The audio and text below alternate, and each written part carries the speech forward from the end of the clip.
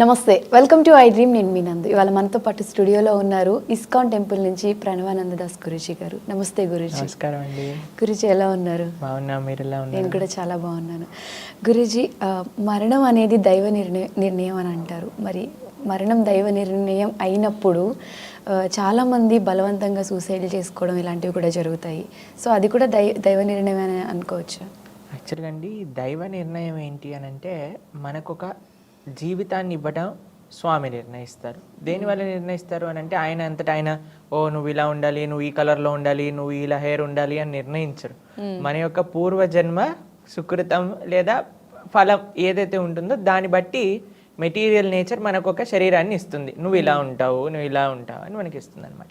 ఇప్పుడు చూడండి, భగవంతుడు రాసేది ఏంటి? చాలా మంది అంటారు అంతా భగవంతుడే చేస్తున్నప్పుడు ఇంకా మనం ఎందుకు చేయాలి ఏంటి కూడా. కాబట్టి చెడు కూడా భగవంతుడే చేస్తున్నాడు కదా. మంచి భగవంతుడు చేయించట్లేదు, చెడు భగవంతుడు చేయించట్లేదు. ఒక ఆపర్చునిటీని మనకి ఇస్తున్నారు. ఫర్ ఎగ్జాంపుల్, నాకు ఈ ఫోన్ వస్తుంది అని భగవంతుడు రాశారనుకోండి, ఈ ఫోన్లో నేను ప్రవచనం వింటానా లేదా ఇంకేదైనా చెడు పని చేస్తానా అది నా చేతుల్లో ఉంది. దీన్ని బట్టి నెక్స్ట్ కర్మ అనేది ఏర్పడుతుంది అనమాట. ఒకళ్ళకి ఒక ఇల్లు కలుగుతుంది అని భగవంతుడు ఇచ్చారనుకోండి, ఆ ఇంట్లో మీరు చక్కగా వ్రతమే చేసుకోవచ్చు, పూజ అయినా చేసుకోవచ్చు, లేదా 10 మందిని పిలిచి ఏదైనా పార్టీ అయినా చేసుకోవచ్చు. మన చేతుల్లో ఉంది కదా. కాబట్టి జీవితం నీకు ఇలా ఉంటుంది అని స్వామి అనుగ్రహించినప్పుడు దాన్ని సద్మార్గంలో పెట్టుకునే బాధ్యత మన పైన ఉండాలి. అంతేకాని ఇప్పుడు ఈ మీరు మాట విన్నారు కదా, అంతా దైవ నిర్ణయమే అన్నప్పుడు. కాబట్టి మనకి గుర్తు పెట్టుకోవాల్సింది ఏంటి అని అంటే, మనకి శరీరాన్ని తీసుకునే అర్హత మనకి లేదు. ఎందుకంటే ఈ శరీరం నీది కాదు, భగవంతుడిది అని గుర్తించినాం. ఇప్పుడు చూడండి, వేరే వాళ్ళు మనకి కారు నడుపుకోవడానికి ఇచ్చారనుకోండి, మనం తీసుకెళ్ళి యాక్సిడెంట్ చేసేస్తామా?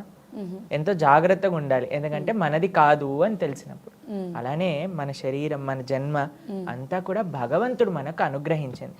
కాబట్టి మనం ఎంతో జాగ్రత్తగా స్వామి అనుగ్రహించారు అనే విషయాన్ని మనం గుర్తుపెట్టుకొని ఈ జీవితాన్ని అంత పవిత్రంగా మనం ఉంచుకోవాలన్నమాట.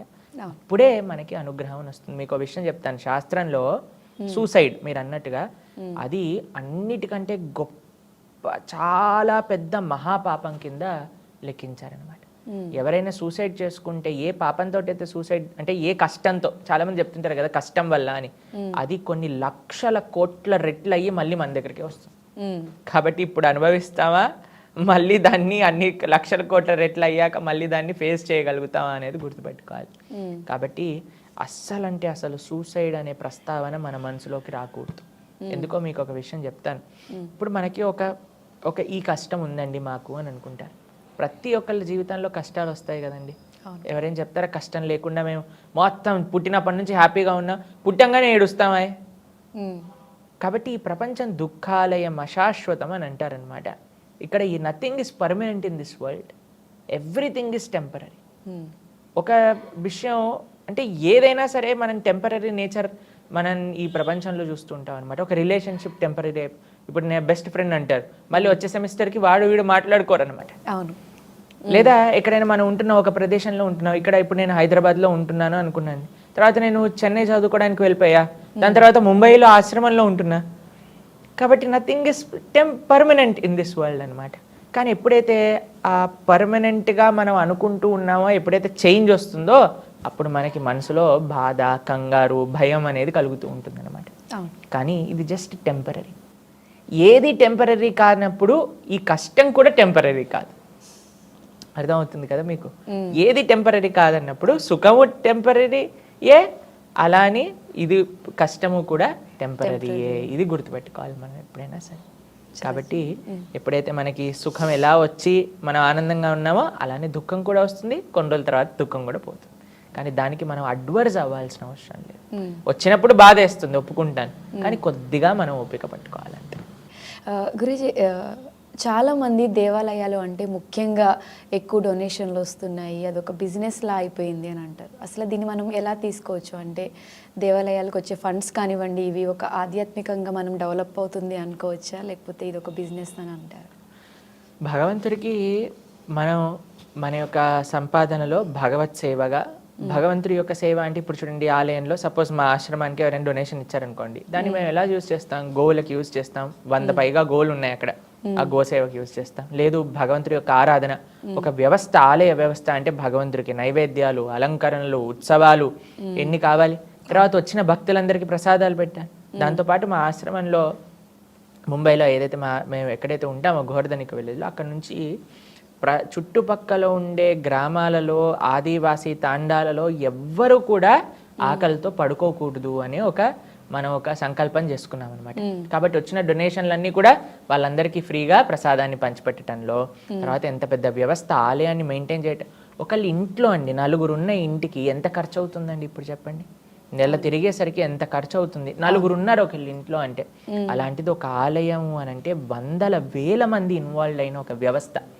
దానికి ఉండడానికి మనం తప్పకుండా, కానీ మీకు ఒక విషయం చెప్తాను, ఆలయంలోకి వచ్చే డబ్బులు ఆలయానికి ఖర్చు పెడుతున్నారా అంటే పర్వాలేదు, అంతేకాని ఆలయంలో హుండీలో ఉండే డబ్బులన్నీ తీసుకెళ్లి మీరు వేరే వాళ్ళకి ఖర్చు పెట్టేస్తామండి, వేరే వాళ్ళని మంచిగా పెట్టడానికి వేరే మతాలకి ఇచ్చేస్తాము, తర్వాత గవర్నమెంట్ ఏవో వాడేసుకుంటుంది అని అంటే అలా మంచిది కాదండి. ఆలయానికి భక్తులు ప్రేమతో భగవంతుడికి ఇచ్చిన కానుకలు ఏవైతే ఉన్నాయో అవి ఆలయ రక్షణ, ధర్మ పరిరక్షణ, ధర్మ ప్రచారం, గోసేవ, వీటిలో ఉపయోగపడితే చాలా సంతోషం. సో అంటే చాలా మంది దాన్ని మిస్యూజ్ చేయడం వల్ల అందరికి ఒక అపోహ ఉండిపోతుంది. అందుకే అండి మన ఆలయ పూజారి, ఆలయ వ్యవస్థ అక్కడే ఉండాలి. గవర్నమెంట్కి హక్కు లేదు. గవర్నమెంట్ నేను హుండీలో వచ్చిన డబ్బులన్నీ మేము తీసేసుకుంటాము, మేము మా సంక్షేమ పథకాలు వాడుకుంటాము అని అంటే కేవలం ఆలయం ఎందుకు, మరి మిగతా మతాలకి సంబంధించిన తీర్థ ప్రదేశాల నుంచి లేదా వాళ్ళకి సంబంధించిన ఏవైతే ఆధ్యాత్మిక స్థలాలు ఉన్నాయో అక్కడి నుంచి ఎందుకు తీసుకోరు, కేవలం మన దగ్గర నుంచి ఎందుకు తీసుకుంటున్నారు? కాబట్టి ఆలయం, ఎవరైతే ఆలయాన్ని చూసుకుంటున్నారో వాళ్ళ చేతిలో ఉండాలి. ఇప్పుడు మన ఇల్లు ఉందండి, మన ఇంటిని తీసుకెళ్ళి ఇప్పుడు మన ఇంట్లో వచ్చే డబ్బులన్నీ గవర్నమెంట్ నేను తీసేసుకుంటాను అని అంటే బాగుంటుందా? అలా ఎవరు ఇంటిని పరిరక్షిస్తున్నారో, ఎవరైతే ఇంటి యొక్క బాగోగులు చూస్తున్నారో వాళ్ళ చేతుల్లో ఉండాలి. కాబట్టి అలానే ఆలయం, ఆలయ పూజారి, ఆలయ కమిటీ ఏదైతే ఉందో, ఎవరైతే ఆ ఆ స్వామి ఎవరైతే ఉన్నారో ఆలయంలో వాళ్ళ పట్ల ప్రేమ, భక్తి ఉన్న వాళ్ళ దగ్గర ఉండాలి. అంతేకాని ఏదో ఒక పోస్ట్ లాగా పెట్టేసాం అనుకోండి మనం, అప్పుడు ఏమవుతుంది అని అంటే is just doing is mechanical duty. అలా ఉండకూడదు. ప్రేమతో ఆలయాన్ని సంరక్షించే వాళ్ళ చేతిలో డబ్బులు ఉన్నాయనుకోండి, వాళ్ళు ఆ ధర్మ పరిరక్షణకై ఉపయోగించుకోవాలి. గురుజీ, చాలా మంది నేను దేవుణ్ణి నమ్మను, ప్రకృతిని మాత్రమే నమ్ముతాను అని కొంతమంది ఉంటారు. అటువంటి వాళ్ళకి అసలు మీరు ఏం సమాధానం? ప్రకృతి ఎవరిచ్చారండి? మీరు తయారు చేసుకున్నారా? దేవుడిచ్చిందే కదా. మరి దేవుడిచ్చిన ప్రకృతియే ఇంత మంచి చేస్తున్నప్పుడు, ఇప్పుడు చూడండి మనకు ఒక చాక్లెట్ ఇస్తారు ఎవరైనా, ఏం చేస్తాం మనం? వెంటనే థ్యాంక్ యూ అని అంట, అంతేనా? మరి ఇంత చక్కటి ప్రకృతిని మనకిచ్చిన స్వామిని మర్చిపోతారు. చాలా మంది ఏమంటారు తెలుసా, మాకు అమ్మ నాన్నే దైవము అని అంటారు. మరి అమ్మ నాన్నల్ని ఇచ్చిన వాడు ఎంత గొప్పవాడు? ప్రకృతి గొప్పది, ప్రకృతిని ఇచ్చిన వాడు ఎంత గొప్పవాడు? నీ శరీరం గొప్పది, నీ జీవితం గొప్పది, జీవితాన్ని ఇచ్చిన వాడు ఎంత గొప్పవాడు? కాబట్టి ఈ స్వామిని గుర్తించకుండా కేవలం ఒకటే దగ్గర ఆపేసాం అనుకోండి, that is not complete faith. సరే, ప్రకృతిని నమ్ము, పర్వాలేదు, కానీ ప్రకృతిని ఇచ్చినవాడు ఆయన ఇంకెంత గొప్పవాడు. ఇప్పుడు చూడండి, మనం ఒక పెయింటింగ్ చూసాం అనుకోండి, వెంటనే అబ్బా ఎంత బాగా పెయింటింగ్ వేశాడండి. ఎవరైనా మేము మొన్న నడుస్తూ ఉన్నప్పుడు ఒక ముగ్గు చూసాం అనమాట. ముగ్గు చూస్తున్నప్పుడు మా పక్కన ఉన్న వాళ్ళు అన్నారు, ఎంత బాగా వేశారు, అసలు ఎంత స్కిల్. ఏదన్నా సుందరమైన వస్తువుని చూడంగానే మనకేమనిపిస్తుందండి, ఎవరు దీన్ని తయారు చేసిన వాళ్ళు. లేదా ఇంట్లో ఎవరైనా మనం ఎవరైనా స్వీట్ తిన్నాం అనుకోండి, గులాబ్ జామున్, అమ్మా ఎవరు చేశారమ్మా అడుగుతామా లేదా? ప్రతి దాన్ని కూడా ఏది గొప్పతనం ఉందో, ఎక్కడైతే మాధుర్యం ఉందో, ఎక్కడైతే అందం ఉందో, వెంటనే ఎవరు దీన్ని సృష్టించిన వ్యక్తి అని అడుగుతారు. ఈ సౌందర్యమైన ఈ ప్రకృతిని చూసినప్పుడు, ఎంత అద్భుతమైన ఈ ప్రకృతిని చూసినప్పుడు మనకి వచ్చే క్వశ్చన్ ఏంటి? ఎవరు ఈ ప్రకృతిని తయారు చేశారు? అదే భగవంతుడు. ఆ భగవంతుని ఆశ్రయించటమే నిజమైన ప్రకృతి యొక్క ఆరాధన. ఎవరైతే భగవంతుని ఆశ్రయిస్తారో వాళ్ళు ప్రకృతిలో ఏ జీవరాశిని కూడా ఇబ్బంది పెట్టాలి అని అనుకోరు. ప్రకృతిని నాశనం చెయ్యాలి అనే బుద్ధి భగవద్భక్తులలో ఉండదన్నమాట.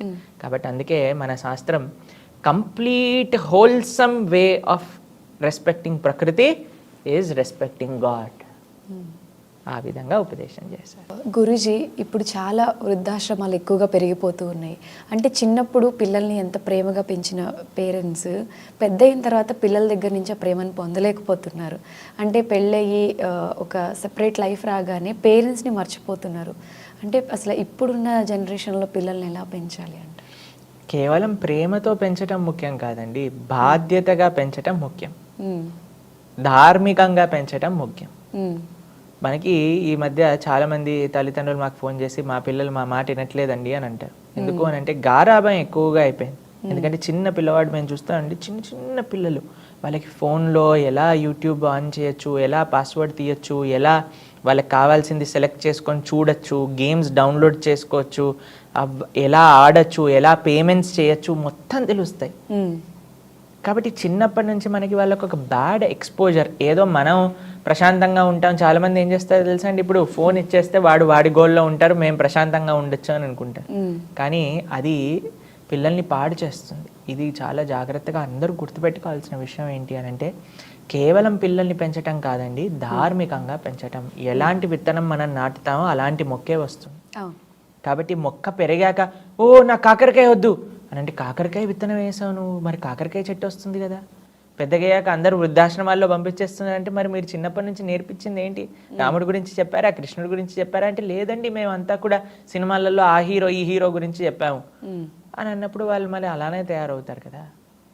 అవును. కాబట్టి మనం ఎంత జాగ్రత్తగా వాళ్ళకి మంచి విషయాలు నేర్పిస్తున్నాం, ఎంత జాగ్రత్తగా వాళ్ళని మంచి మార్గంలో నడిపిస్తున్నాం అనేది మనం పరిశీలన చేసుకుంటూ ఉండాలి. ఉమ్, అప్పుడే మనకి పెద్దగయ్యాక పిల్లలకి ఎప్పుడైతే రామకృష్ణుల గురించి తెలుసుకుంటారో అండి, అప్పుడు వాళ్ళకి there is no chance that they can abandon their parents. అంత ప్రేమ రాముడికి తల్లి తండ్రులు అంటే, అంత ప్రేమ కృష్ణుడికి అమ్మా నాన్న అంటే. అవును. కాబట్టి we have to show them the right examples. ఎప్పుడైతే ఆ కరెక్ట్ ఎగ్జాంపుల్స్ అనేది వాళ్ళు చూస్తారో అప్పుడు వాళ్ళకి మనసులో ఆ పరివర్తన అనేది జరుగుతుంది. బాధ్యతగా తల్లిదండ్రులు ఎలా చూసుకోవాలి అనే విషయం వాళ్ళకి అర్థమవుతుంది అన్నమాట. అవును. లేకపోతే ఇప్పుడు జనాలు ఏమనుకుంటారంటే తల్లిదండ్రుల్ని ఒక పెద్ద భారంగా అనుకుంటారు. ఉమ్, అదే పిల్లల్ని భారం అనుకొని తీసేసి అనాథాశ్రమంలో వేసేస్తే ఏమయ్యేది వాడి పరిస్థితి? అవును. కాబట్టి తల్లిదండ్రులు ఎంత కష్టపడి పిల్లల్ని పెంచుతున్నాము అనే విషయం వాళ్ళకి అర్థం కావాలి కదా. ఉమ్, కాబట్టి దట్ సెన్సిటివిటీ ఏమిస్తుంది అంటే, ధార్మికత ఆ సెన్సిటివిటీని ఇస్తుంది అనమాట. ఉమ్, ఇది చాలా ముఖ్యం. కాబట్టి ఈ విషయాలన్నీ కూడా ఇవి మనం విన్నప్పుడు అనిపిస్తుంది, ఓ దీనికి దానికి ఏం సంబంధము, ఇది ప్రాక్టికల్ కాదు అని అనిపిస్తుంది. కానీ this is the way of life. మీరు అది చేయకపోతే దీన్ని అనుభవించాల్సి వస్తుంది, మీరు అది చేశారా అని అంటే ఇది అనుభవించాల్సిన అవసరం లేదు. అందుకే వృద్ధాశ్రమాల్లో వీడియోలు చూస్తూ ఉంటే ఎప్పుడెప్పుడైనా వాళ్ళ తల్లిదండ్రులు మాట్లాడితే చాలా అంటే చాలా బాధేస్తుంది అనమాట. ఎందుకంటే మనకి శాస్త్రం చెప్తుంది తల్లిదండ్రులు చాలా మనకి దైవ స్వరూపులు మన జీవితంలో. ఎందుకంటే వాళ్ళు ఉంటేనే కదా మనం ఉంది, మన యొక్క అస్తిత్వం వాళ్ళ దగ్గర ఉంది. మన సనాతన సంస్కృతి ఎంత ఎంత గొప్పది, ఎంత గొప్పది అని అంటే, ఒక సన్యాసి కూడా తల్లికి దండం పెట్టాలి అని చెప్పే సంస్కృతి అనమాట. సన్యాసి ఎవరి దగ్గర ఉంగాల్సిన అవసరం లేదు, కానీ తల్లి దగ్గర మాత్రం ఉంగాలి అని శాస్త్రం నియమం చేసింది అనమాట. ఓకే. సన్యాసాశ్రమం స్వీకరించాక కూడా. అందుకే శంకరాచార్యులు లాంటి మహానుభావులు తల్లిగారు శరీరాన్ని విడిచిపోతుంది అని అంటే శంకరాచార్యులు కాలడి వెళ్ళి తల్లిగారికి కృష్ణ దర్శనం చేయించారనమాట. కాబట్టి అంత ప్రేమ తల్లిదండ్రుల పట్ల ఆప్యాయత అనురాగాలు అనేవి తీసుకోలేనివి అనమాట. కానీ ఇప్పుడు చూడండి ఎంత విచిత్రమో, ఈరోజు మొన్ననో కలిసిన ఫ్రెండ్ని బెస్ట్ ఫ్రెండ్ అనటం, కొంతమంది ఇంటర్నెట్లో ఫేస్బుక్లో ఇన్స్టాగ్రామ్లో కలుసుకున్న వాళ్ళు గర్ల్ ఫ్రెండ్ బాయ్ ఫ్రెండ్ అనుకోవడం. కానీ చిన్నప్పటి నుంచి ఇంత కష్టపడి పెంచిన తల్లిదండ్రులని గుర్తించట్లేదు అని అంటే, అలాంటి వాళ్ళు ఎవరైనా ఉన్నారనుకోండి, వాళ్ళ భార్య కానీ వాళ్ళ స్నేహితులు కానీ చాలా జాగ్రత్తగా ఉండాలి. ఎందుకంటే వాళ్ళని ఎప్పుడు వదిలేస్తారో తెలియదు. ఇంత సేవ చేసిన వాళ్ళని వదిలేస్తున్నారంటే వీళ్ళని ఎప్పుడైనా వదిలేయచ్చు. అవును. కాబట్టి అండి ఒక కమిట్మెంట్, ఒక రెస్పెక్ట్, ఒక భావన అనేది ప్రతి వస్తువులో ఉంటుంది. కాబట్టి ఒక దగ్గర నేను కేర్లెస్గా ఉన్నాను, ఇంకొక దగ్గర నా రెస్పాన్సిబిలిటీని నిర్వర్తిస్తున్నాను అని అంటే అవ్వదు. అందుకే రాముడు మనందరికీ ఆదర్శం, కృష్ణుడు మనందరికీ ఆదర్శం. అన్నిటినీ ఎలా బ్యాలెన్స్ చేస్తారో మనం ఆయన దగ్గర నుంచి నేర్చుకోవచ్చు అనమాట. కాబట్టి వృద్ధాశ్రమాలు ఆగాలి అని అంటే చిన్నప్పటి నుంచి 5 సంవత్సరాల నుంచి మీ పిల్లలకి రామాయణ భగవద్గీతలు అన్నీ కూడా బోధిస్తూ ఉండండి. పెద్దగా అయ్యాక వాళ్ళు మిమ్మల్ని పువ్వులలో పెట్టుకొని చూసుకుంటారు. గురూజీ, అసలు ఇస్కాన్ అనే పేరు ఇంగ్లీష్ టైటిల్, అంటే మన హిందూ దేవాలయంకి ఇస్కాన్ అనే టైటిల్ పెట్టడానికి రీజన్ ఏంటి? అండ్ చాలామందికి ఈ విషయంలో ఒక డౌట్ ఉంటుంది, సనాతన ధర్మానికి సంబంధించిన పేరు ఏదైనా పెట్టొచ్చు కదా, ఎందుకు ఇస్కాన్ అనే చూస్ చేసుకున్నారు? ఓకే, ఇస్కాన్ అంటే international society for Krishna consciousness. కృష్ణుడు సనాతన ధర్మానికి చెందినవాడు కాదా? అసలు అన్నిటికంటే ముఖ్యమైన విషయం అంటే సనాతన ధర్మం కేవలం భారతీయులదేనా హక్కు, ప్రపంచంలో ఉండే మిగతా వాళ్ళు కాదా? కృష్ణుడు భగవద్గీతలో సుహృదం సర్వభూతానాం అని చెప్పారు, కానీ సుహృదం భారతీయానాం అని ఎక్కడ చెప్పలేదే. సుహృదం ఆంధ్ర తెలంగాణ నాం అని ఎక్కడ చెప్పలేదే. సుహృదం హైదరాబాద్ అయినా ఎక్కడేం చెప్పారా? సుహృదం సర్వభూతానాం అని అంటే అందరికీ నేనే సుహృద్, అంటే ఆయన అందరికీ బెస్ట్ ఫ్రెండ్ నేనే అని ఆయన చెప్పుకున్నారు. కాబట్టి international society for Krishna consciousness, అందరికీ కృష్ణుడి యొక్క భక్తి మార్గంలో నడిపించే ఒక సంస్థ. అయితే దాన్ని చూసి మనం ఇదేదో ఫారెన్ పేరు, ఇంగ్లీష్ పేరు కాబట్టి మరి మీరు మాల్స్కి ఈ విషయం అడగట్లేదు ఏంటండి? మరి ట్రైన్స్కి అడగట్లేదు ఈ విషయం, మరి వేసుకునే బట్టలు కంపెనీస్కి ఈ విషయం అడగట్లేదు, వాడుకునే ఫోన్స్కి ఈ విషయం అడగట్లేదు, కేవలం దేవాలయానికి వచ్చే వరకు ఎందుకు ఆ విషయం? అది కూడా ఏంటి అని అంటే మనకి విమర్శించే వాళ్ళు ఏదైనా సరే విమర్శిస్తూ ఉంటారండి. మొన్న నాకు ఒకళ్ళు చెప్పారు, నేను పేరు చెప్పను, we're just moving in the vehicle. అయితే ఇటువైపు చాలా ట్రాఫిక్ ఉందన్నమాట. ఒక దగ్గర దానికోసం ఒక సపరేట్ డివైడర్ని పెట్టారనమాట. అయితే ఏం చెప్పారు, ఇది ఒక ఫారెన్ మాల్ కొత్తగా హైదరాబాద్లో పెట్టారు, అందుకోసం అందరు కూడా అదే మాల్కి వెళ్తున్నారు అని. అచ్చా, అయితే నువ్వు మాల్ ఏ దేశం వాడు పెట్టినా సరే వెళ్తావా, ఆలయానికి మాత్రం వెళ్ళవా? కాబట్టి మనకి ఏంటి అని అంటే ఏదో ఒక నెపం కావాలి, ఎవరినో ఒక మాట అనడానికి, అంతే. కానీ శ్రీల ప్రభుపాదుల వారు భారతదేశంలో అవతరించిన వారు. భారతీయ సనాతన సంస్కృతిని అటు తీసుకెళ్ళి విదేశీయులకి ఎలా చీర కట్టుకోవాలో చూపించి, ఎలా ధోతి కుర్తా వేసుకోవాలో చూపించి, ఎలా తిలకం పెట్టుకోవాలో చూపించి, ఎలా శిఖ జడ ఎలా వేసుకోవాలో చూపించి భారతీయ సంస్కృతిని అటు ట్రాన్స్ఫర్ చేసిన మహానుభావులు శ్రీల ప్రభుపాదుల వారు అనమాట. కాబట్టి ఇప్పుడు మన వాళ్ళకి చెప్పాల్సి వస్తుంది, మీరు ఇలా సాంప్రదాయకంగా ఉండండి, ఇలా ఉండండి అని మన భారతీయులకు చెప్పాల్సిన పరిస్థితి ఇక్కడ వస్తుంటే, ప్రపంచం మొత్తం కూడా భారతీయ సంస్కృతిని యాక్సెప్ట్ చేస్తున్న ఒక మహోపకారాన్ని ఇస్కాన్ సంస్థ చేసిందనమాట. కేవలం పేరేదో ఉంది కదా అని మనం దాన్ని ఏమనాల్సిన అవసరం లేదండి. అందరినీ కూడా కృష్ణ భక్తి వైపు తీసుకెళ్లేదే సనాతన ధర్మం. ఇప్పుడు హిందువుల్ని పట్టుకోవటంలోనే కష్టమైపోతుంది. అయ్యా భగవద్గీత భాగవతం చదువు అని అంటే, ఇప్పుడు మేము పూరి క్షేత్రానికి వెళ్తున్నాం, మా గురువుగారి యాత్ర. సుమారుగా 12,000 డివోటీస్ వస్తున్నారు 24 కంట్రీస్ నుంచి. అందులో ఎంతోమంది రష్యన్స్, ఎంతోమంది అమెరికన్స్, ఎంతోమంది బ్రిటిష్, ఎంతోమంది ఆస్ట్రేలియన్స్, ఎంతోమంది ఆఫ్రికన్స్ మా గురువుగారి శిష్యులు ఉన్నారు. కానీ వాళ్ళని చూస్తే మాకు అనిపిస్తుందండి, మా జీవితం నిజంగా వేస్ట్ అనిపిస్తుంది. వాళ్ళకుండే నిష్ఠ, వాళ్ళకుండే కమిట్మెంట్ భక్తి పట్ల చూస్తే. ప్రతిరోజు వాళ్ళు చేసే సాధన, వాళ్ళకుండే ఆ మంచితనం, వాళ్ళకుండే ఆ సరళ భావన, మన వాళ్ళకండి ఏది చూసినా విమర్శించటం, అన్నీ నాకు తెలుసు, నాకు తెలిసిందే గొప్ప అనే భావనలో మన వాళ్ళు ఉంటున్నారు. కానీ వాళ్ళకి ఎంత వినయం కావాలి, ఒక వాళ్ళకి ధర్మం అంటే ఏంటి, భగవంతుడు అంటే ఏంటి, తల్లిదండ్రులు అంటే ఏంటి, రెస్పెక్ట్ అంటే ఏంటి, అవన్నీ తెలియదు వాళ్ళ కల్చర్లో. కానీ వాటన్నిటిని నేర్చుకొని వాళ్ళు ఎంత చక్కగా సాంప్రదాయకంగా వాళ్ళని చూస్తే, ఇప్పుడు చూడండి ఇస్కాన్ డివోటీస్ మీరు చూస్తే ఉంటారు, ఫారినర్స్ అందరు చీర కట్టుకొని, ధోతి కుర్తా వేసుకొని, తిలకం పెట్టుకొని, చిన్న పిల్లల నుంచి వృద్ధుల వరకు ఎంత సాంప్రదాయకంగా మన భారతీయ సంస్కృతిని చూస్తున్నారు. కానీ మనం మాత్రం జీన్స్ టీషర్ట్ వేసుకొని ISKCON is a foreign organisation అని మనం అంటున్నాం అనమాట. కాబట్టి ఎవరు ఫారెన్, సంస్థ ఫారెనా, నువ్వు ఫారెనా? కాబట్టి అది ప్రశ్నార్థకం అనమాట. కాబట్టి ఏంటి అని కాదు, ఏం చేస్తున్నారు.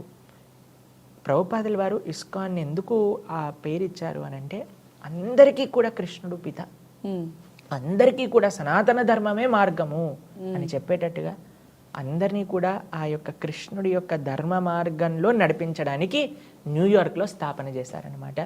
అందుకోసమని international society for Krishna consciousness, అందరూ కూడా కృష్ణుడి యొక్క చింతనలో ఉండాలి. కేవలం భారతీయులు కాదు, ఇంటర్నేషనల్ అందరూ కూడా ఎవరెవరికి భగవంతుడు కావాలి అని అనుకుంటే వాళ్ళందరూ కూడా ఇక్కడ చక్కగా సనాతన ధర్మాన్ని నేర్చుకోవచ్చు.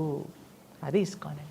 ఓకే, అసలు ఇస్కాన్ అనేది ఓన్లీ కృష్ణతత్వం, కృష్ణుడి గురించి మాత్రమే ఎందుకు పరిమితం చేశారు అంటే ఏం చెప్తారు? ఇస్కాన్ అనేది ఒక సంస్థ, కానీ మేము ఒక సాంప్రదాయాన్ని అనుసరిస్తూ ఉన్నాం.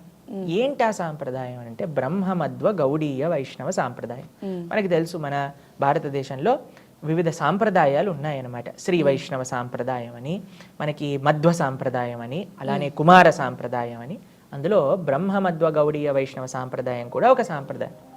ఒక సాంప్రదాయాన్ని మనము ఒక సంస్థ ఏం చేస్తుందో, ఒక ఆర్గనైజేషన్ ఏం చేస్తుందో తెలుసా అండి, మనకి ఈజీ చేస్తుంది మనం చేసే భక్తి. ఇప్పుడు ఇస్కాన్ అనే సంస్థలో నేను ఉన్నప్పుడు చిన్నప్పటి నుంచి మేము వైష్ణవ సాంప్రదాయ రీత్యాగా పెరిగిన వాళ్ళం. కానీ మేము ఇస్కాన్కి వచ్చాక మాకు తెలిసింది ఏంటంటే ఎవ్రీథింగ్ బికమ్స్ వెరీ ఈజీ. మా సాధన ఈజీ అవుతుంది, ఎందుకంటే ఇంతమంది భక్తులు ఉన్నారు, ఒక సిస్టమ్ ఉంది, ట్రైనింగ్ ఈజీ అవుతుంది, శాస్త్ర అధ్యయనం ఈజీ అవుతుంది, టెంపుల్ వాళ్ళకి అకౌంటబిలిటీ ఈజీ అవుతుంది, అన్నీ కూడా ఈజీ అయిపోతుంది. కానీ మేము అనుసరించే సాంప్రదాయం ఒక వైష్ణవ సాంప్రదాయం. వైష్ణవులు అని అంటే ఎవరు? విష్ణు భక్తుల్ని వైష్ణవులు అని అంటారు. కాబట్టి మనకి వివిధ సాంప్రదాయాలు మనం చూస్తూ ఉంటాం. స్వామి రామానుజాచార్య సాంప్రదాయం ఉంటుంది, మధ్వాచార్యుల యొక్క సాంప్రదాయం ఉంటుంది, వల్లభాచార్య సాంప్రదాయం ఉంటుంది. వీళ్ళందరూ కూడా భగవంతుణ్ణే ఆరాధన చేసిన వాళ్ళు. కృష్ణుణ్ణి, విష్ణువుని, రాముణ్ణి ఆరాధన చేసిన వాళ్ళు. రామభద్రాచార్య స్వామి వారి యొక్క రామానంది సాంప్రదాయం అని అంటారనమాట. ఒక్కొక్క సాంప్రదాయంలో వాళ్ళకొక ఆరాధ్య దైవము అని ఉంటుందన్నమాట. కాబట్టి మా సాంప్రదాయానికి ఆరాధ్యులు శ్రీకృష్ణుడు, రాధాకృష్ణుల్ని మేము ఉపాసన చేస్తాం. అంతేగాని కేవలం వాళ్ళని ఏదో ప్రమోట్ చేస్తున్నాం, మిగతా వాళ్ళని వదిలేసామని కాదండి. మన శాస్త్ర సారాంశమే ఆ యొక్క భగవంతుడి యొక్క ఆరాధన, ఆ భగవంతుడి యొక్క ప్రతినిధులుగా, ఆ భగవంతుడి యొక్క సేవకులుగా, ఆ భగవంతుడి యొక్క పరివారంగా మిగతా వాళ్ళందరినీ చూడటం. అది వేదాలలో, శాస్త్రాలలో ఉన్న సారాంశాన్ని ఆ యొక్క వైష్ణవ సాంప్రదాయాలన్నీ కూడా వాళ్ళ విధంగా ఆరాధన చేస్తూ ఉంటారు. మా సాంప్రదాయంలో రాధాకృష్ణులు మా యొక్క ఆరాధ్యంగా మేము సేవ చేస్తూ ఉంటాం అనమాట.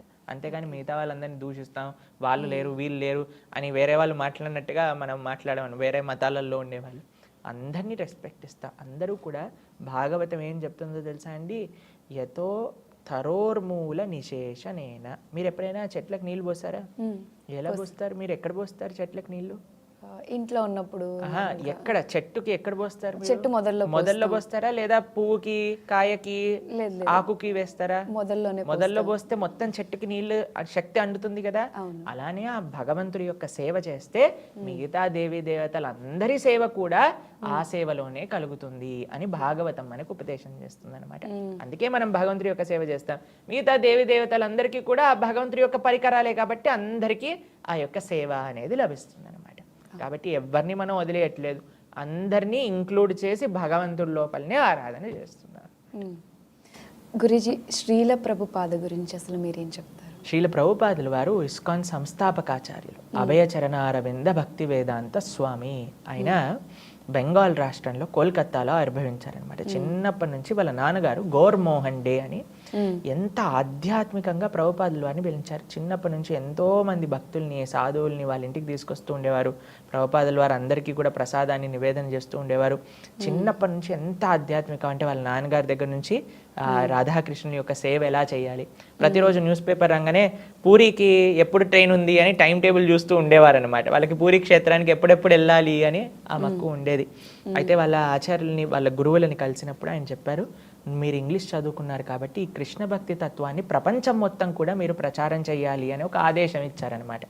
అప్పుడు ఆయన 70 సంవత్సరాల వయసులో పూరి ఈ యొక్క కోల్కతా, ఈ పూరి, బృందావనం, మథుర, మాయాపూరి ఈ ప్రదేశాలన్నీ కూడా వదిలేసి, చాలామంది ఏమనుకుంటారండి, మేము పెద్దగా అయ్యాక కాశీలో రిటైర్మెంట్ అవుతామండి, బృందావనంలో రిటైర్మెంట్ అవుతామండి అనుకున్నారు. కానీ 70 సంవత్సరాల వయసులో బృందావనాన్ని వదిలేసి ఆయన అమెరికా ప్రయాణం చేశారనమాట. 2 సార్లు హార్ట్ అటాక్, సీ సిక్నెస్, అసలు ఎవ్వరు తెలియదు అమెరికాలో. అయినా సరే ఆయన అంత దూరం వెళ్ళి ఎంతో కష్టపడి ఆయన స్ట్రగుల్స్ అంతా మీరు శ్రీల ప్రభుపాదుల వారి లీలామృతం అనే పుస్తకంలో చదివితే అసలు ఎంత కష్టపడ్డారు ఈ యొక్క కృష్ణ భక్తిని ప్రచారం చేయడానికి. కానీ కృష్ణుడిని ఒకటే విషయం చెప్పారు, అయ్యా నేను నీ చేతుల్లో ఒక తోలుబొమ్మ లాంటి వాడిని, నువ్వు నన్ను ఎలా ఆడిస్తే నేను ఎలా ఆడతాను అని భగవంతుడికి ప్రార్థన చేస్తారనమాట. 70 సంవత్సరాలు ఉండే ఒక వ్యక్తి అమెరికాలో ఒక్కళ్ళు తెలియకుండా ఒక డబ్బులు 40 రూపాయలు పట్టుకొని వెళ్తారు ఇక్కడ నుంచి.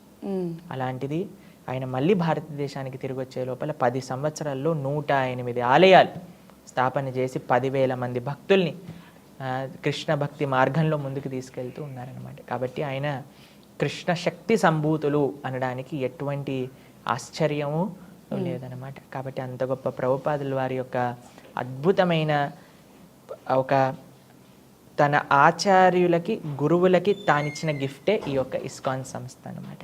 కృష్ణ భక్తిని ఇప్పుడు ప్రపంచంలో నలుమూలల మీరు ఏ దేశమైనా వెళ్ళండి, అక్కడ మీకు హరే కృష్ణ అని భక్తులు కనిపిస్తారు. అవును. ఎక్కడికి వెళ్ళినా సరే సాత్వికమైన ఆహారం, కృష్ణ ప్రసాదం మనకి లభిస్తుంది. ఎక్కడికి వెళ్ళినా సరే కృష్ణుడి యొక్క మందిరం అక్కడ ఉంటుంది.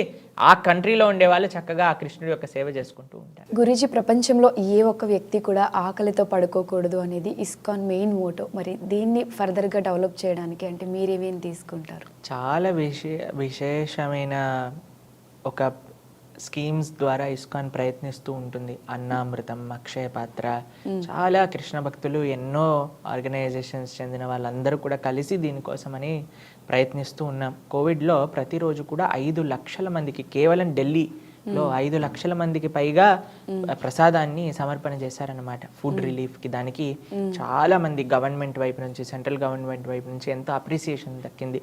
అన్నామృత ఫౌండేషన్ ద్వారా మహారాష్ట్రలో ఇంకా మిగతా ప్లేసెస్లో ఎంతోమంది గవర్నమెంట్ స్కూళ్ళల్లో ప్రతిరోజు మధ్యాహ్నం పూట వాళ్ళు హాయిగా భగవంతుడి యొక్క ప్రసాదాన్ని చక్కగా స్వీకరిస్తూ ఉన్నారనమాట. కాబట్టి ఎన్నో విధాలుగా మనం ప్రయత్నిస్తూ ఉన్నాం. ఎంత వీలైతే అంత. ఇంకా ఈ యొక్క జనాలందరూ కూడా మంచి మార్గంలో సహకరిస్తూ ఉంటే ఇంకా బాగా చేయొచ్చు అనమాట. కాబట్టి ప్రణాళికలు చాలా ఉన్నాయి. ఎక్కడ కూడా ఎవ్వరికి కూడా ఇబ్బంది కలగకుండా అందరూ కూడా మంచిగా ఆ భగవంతుడి యొక్క అన్నం అని అంటే భగవత్ ప్రసాదమే కదండి. కాబట్టి అదంతా కూడా చక్కగా స్వీకరించి హాయిగా చదువుకోవాలి, పడుకోవాలి, చక్కగా ఆరోగ్యాన్ని ఉంచుకోవాలి అని మా సంకల్పం అయితే ఉంది.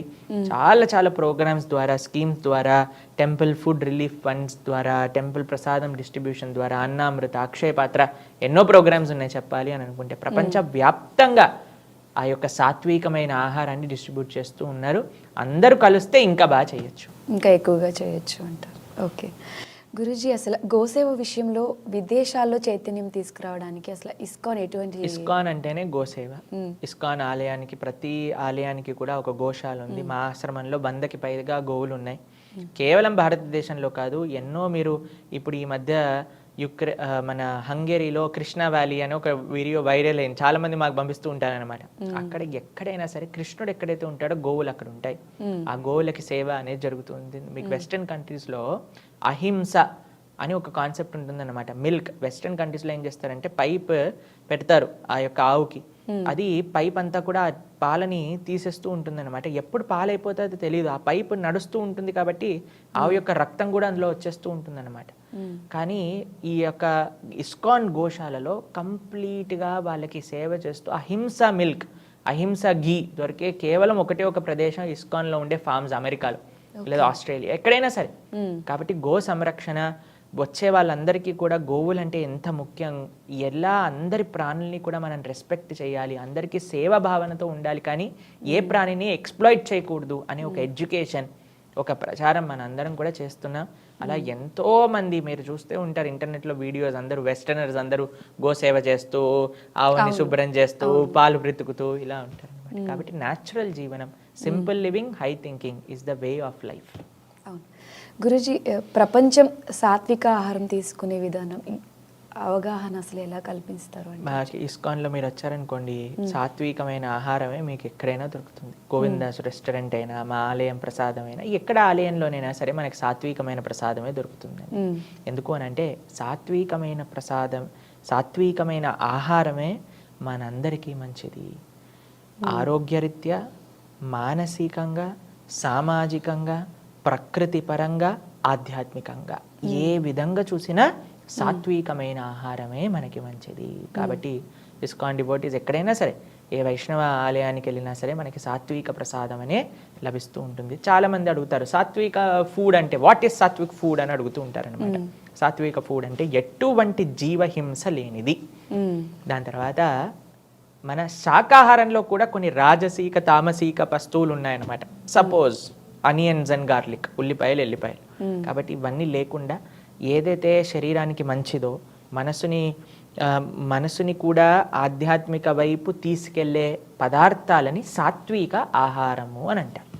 కాబట్టి అటువంటి సాత్వికమైన ఆహారాన్నే మనం స్వీకరిస్తూ ఉంటాం. మీరు అమెరికా లాంటి దేశాలకు వెళ్ళారనుకోండి, చాలామంది మన ఒక పాశ్చాత్య దేశాలలో కూడా సాత్వికమైన ఆహారాన్ని స్వీకరిస్తూ వాళ్ళ యొక్క మనసుని మార్చుకొని చక్కగా మంచి ధార్మికంగా ముందుకెళ్ళడానికి ఇస్కాన్ యొక్క ఫుడ్ రిలీఫ్, అలా ప్రసాదం డిస్ట్రిబ్యూషన్, ఇవన్నీ కూడా చాలా చాలా హెల్ప్ చేశాయి అన్నమాట. గురుగారు ఈ మధ్య కాలంలో చాలా మంది సూసైడ్లు చేసుకుంటున్నారు, ఇవన్నీ ఎక్కువైపోతున్నాయి. అంటే ఆధ్యాత్మికంగా ఉండడం వల్ల ఇలాంటివి తగ్గించే అవకాశాలు ఓ ఏమైనా 100కి 1000% తగ్గించేస్తుంది. ఉమ్, ఆధ్యాత్మికత ఏదో చమత్కారాలు చేయవండి. ఆధ్యాత్మికత మనోబలాన్ని ఇస్తుంది, ఉమ్, ధైర్యాన్ని ఇస్తుంది, భగవంతుడి పైన నమ్మకాన్ని ఇస్తుంది, ఉమ్, చాలా మంచి సాంగత్యాన్ని ఇస్తుంది. వీటిలలో ఎప్పుడైతే ఉంటామో అప్పుడు అన్ని చెడు ఆలోచనలు, చెడు వ్యక్తిత్వాలు, చెడు సాంగత్యము ఇవన్నీ ఎప్పుడైతే పోతుందో అండి మనం చాలా ప్రశాంతంగా ఉంటాం. మాకు పర్సనల్గా ఎన్నో, మనం లాస్ట్ టైం ఇంటర్వ్యూలో కూడా మాట్లాడుకున్నాం, ఎన్నో కేసెస్ తెలుసు నాకు పర్సనల్గా. ఎంతోమంది ఈ సూసైడల్ టెండెన్సీస్ నుంచి బయటపడ్డారు కేవలం గీతా భాగవత రామాయణాలు వినటం చేత, ఉమ్. భగవంతుడి యొక్క నామాన్ని జపం చేయడం చేత. కాబట్టి spirituality is cure for everything. ప్రతిదానికి సొల్యూషన్ ఇదే అంటారు. ఓకే గురూజీ, మనుషుల్లో స్వార్థం, హింస తదితర అవగుణాలన్నిటినీ కూడా డబ్బు శాసిస్తుంది అని అంటారు. దీన్ని ఎలా తగ్గించాలి అని అంటారు? ఇందాక మనం మాట్లాడుకున్నట్టుగా డబ్బు కేవలం జీవితంలో ముఖ్యము అనే విషయాన్ని పక్కన పెట్టి, ధర్మము, సేవ జీవితంలో ముఖ్యము, అది మనకి నిజమైన ఆనందాన్ని ఇస్తుంది అనే విషయం అర్థం చేసుకున్నప్పుడు. ఉమ్, కాబట్టి డబ్బు ఈ ప్రపంచంలో ఎవరిని ఏదైనా చేయిస్తుందండి. ఎలాంటి వ్యక్తినైనా సరే ఏ పనైనా చేయించడానికి డబ్బు ప్రేరేపణ చేస్తుంది. మనకి చెప్తారు, మనకి కుటుంబాల మధ్యలో కలహాన్ని క్రియేట్ చేస్తూ ఉంటుంది, భార్యాభర్తల మధ్యలో కానివ్వండి. మాకు మీరందరూ న్యూస్లో చూసి ఉంటారు, ఈ మధ్య ఒక డాక్టర్స్ ఫ్యామిలీలో డబ్బుల కోసం అని ఒక హస్బెండ్ ఒక వైఫ్ని చంపేశారనమాట, కేవలం డబ్బుల కోసం కావాలి. కాబట్టి డబ్బు అనేది, ఐ అగ్రీ, డబ్బు ఇంపార్టెంట్, కావాలి జీవించడానికి, కానీ డబ్బే కావాలి కాదు. డబ్బు కావాలి, డబ్బు, money is just one part of a big life. Happiness అనేది డబ్బులు ఉండడం వల్ల వస్తుంది అని అంటే, ఎంతోమంది ధనవంతులు రాత్రిపూట పడుకోవడానికి నిద్ర మాత్రలు మింగి పడుకోవాల్సి వస్తుంది. ఎంతోమంది ప్రొద్దు నుంచి రాత్రి దాకా పనిచేసి తినడానికి టైం లేకుండా పనిచేస్తున్నారు డబ్బులు సంపాదించడానికి. కానీ ఒకళ్ళు చూడండి, ఒక మీడియోకర్ ఫ్యామిలీ అయినా ఉండొచ్చు, హాయిగా వాళ్ళు 3 పూటలు తింటారు, పిల్లలతో టైం స్పెండ్ చేయగలుగుతారు, భార్యాభర్తలు ఇద్దరు పార్క్కి వాకింగ్ వెళ్తారు, ఆలయం దర్శనం చేసుకుంటారు, ఎంతో ఆనందంగా ఉన్నారే.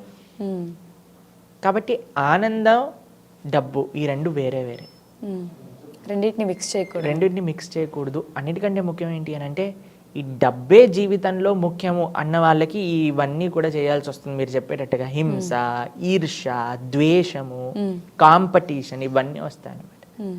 కాబట్టి డబ్బు is very important, I agree, but it is not the most important.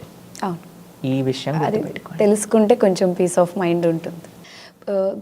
Guruji, పూర్వకాలంలో ఏంటంటే గురుకులాలు ఉండేవి, అప్పుడు చదువులు కానివ్వండి అవి. అసలు ఇప్పుడు గురుకులాలు తీసుకుంటే ఎన్ని ఉంటాయి? అండ్ ఇప్పుడున్న పిల్లల ఎడ్యుకేషన్ గురించి అసలు మీరు చెప్పాలి అంటే. యాక్చువల్గా పిల్లల ఎడ్యుకేషన్ సిస్టమ్ మార్చాలి మనం, మంచి సంస్కృతి సాంప్రదాయాలతో. కానీ ఇప్పుడు చదువుకున్న ఎడ్యుకేషన్ అండి, దానివల్ల ఏం యూజ్ ఉంటుందో అర్థం కాకుండా ఉంది, మిస్లీడింగ్గా కూడా కొన్నిసార్లు ఉంది. గురుకులం అంటే practical life, close to the nature. గురుకులంలో ఉండే వాళ్ళు చక్కగా ఆ అరణ్యానికి వెళ్ళి కట్టెలు తీసుకుని రావటం, నది దగ్గరికి వెళ్ళి స్నానం చేయటం, పశుపక్షాదులతో వాళ్ళకు ఒక సంబంధం ఉండేది, వాళ్ళు సొంతంగా పొలాన్ని పండించుకోవటం, చక్కగా గురుమాత వాళ్ళ దగ్గర కూర్చొని అన్ని విషయాలు, గురుకులంలో చదువుకున్న వాడికి అన్నీ వస్తాయి. వంట చేయటం వచ్చు, బాధ్యత తెలుసు, ఎలా పొలాన్ని పండించాలో తెలుసు, శాస్త్రాధ్యయనం తెలుసు, ధర్మ మార్గం అంటే ఏంటో తెలుసు, స్త్రీని ఎలా రెస్పెక్ట్ ఇవ్వాలో తెలుసు, ఇవన్నీ కూడా నేర్చేసుకుంటారు గురుకులంలో. కానీ ఇప్పుడు ఈ మోడర్న్ ఎడ్యుకేషన్ వల్ల ఏమొస్తుందో అనేది ప్రశ్నార్థకమే అవుతుంది నిజంగా. అందుకే చెప్తారు కదా, విద్యా వినయేన శోభతే అని అంటారు అనమాట. హ్యూమిలిటీ, ఆ వినయం నేర్పించట్లేదు ఇప్పుడున్న విద్య. కానీ అప్పుడు గురువు గారి యొక్క అధీనంలో ఉన్నప్పుడు పర్సనల్ రిలేషన్షిప్ గురువుకి అందరి శిష్యులతో ఉండేది. ఎవరెవరికి ఎలా ఏం చెప్తే వాళ్ళు మారుతారు అనే విషయం గురువు గారికి తెలిసి ఉండేదన్నమాట.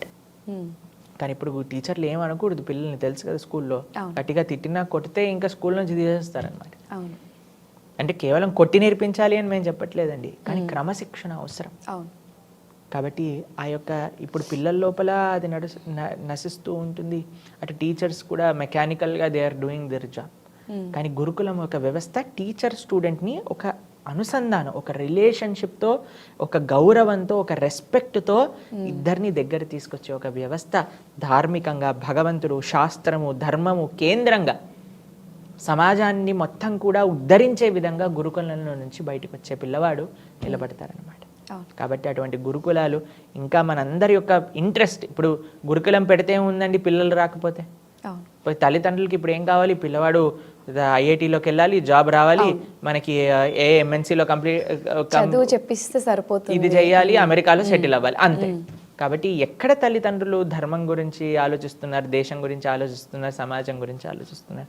కాబట్టి అలా ఆలోచించటం ప్రారంభమయ్యాక ఈ గురుకుల వ్యవస్థ ఇంకా పెరుగుతుంది.